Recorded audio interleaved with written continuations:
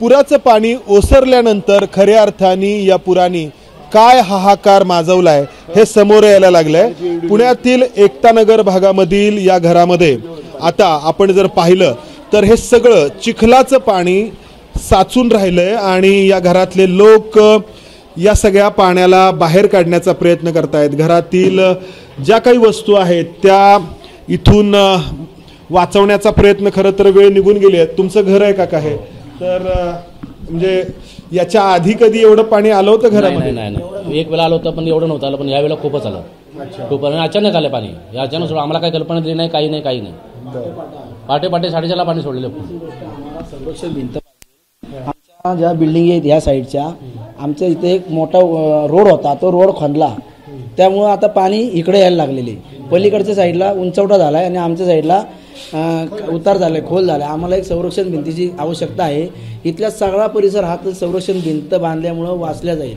हे जर आपण पाहिलं तर या घरातल्या ज्या काही वस्तू आहेत, घरातला सोफा सेट असेल, बेड असेल, कपाट असेल किंवा घराच्या आतमधल्या या भांडी असतील किंवा इतर सगळ्या वस्तू असतील, धान्य असेल, हे सगळं पाण्याखाली गेलंय आणि अगदी म्हणजे बेडरूम पासून सगळ्या गोष्टी ज्या आहेत त्या पाण्याखाली गेलेल्या आहेत आणि पुढचे अनेक दिवस या लोकांना हे सगळं स्वच्छ करण्यामध्ये जाणार आहेत।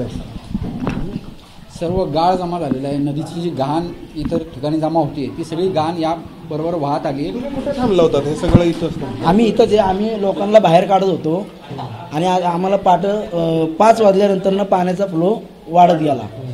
नंतर 6 वाजल्यानंतर जास्त क्युरसनी पाणी सोडलं गेलं, जवळजवळ 70 क्युरसच्या पाणी सोडलं गेलं। पाऊस खूप मोठा झाला हे प्रमुख कारण, मात्र पाण्याचा विसर्ग इतक्या मोठ्या प्रमाणात वाढवण्यात येतो आहे याची सूचना या लोकांपर्यंत पोहोचली नाही आणि त्यामुळं ही सगळी परिस्थिती ओढवली। मात्र याबरोबरच इतर अनेक कारणं आहेत।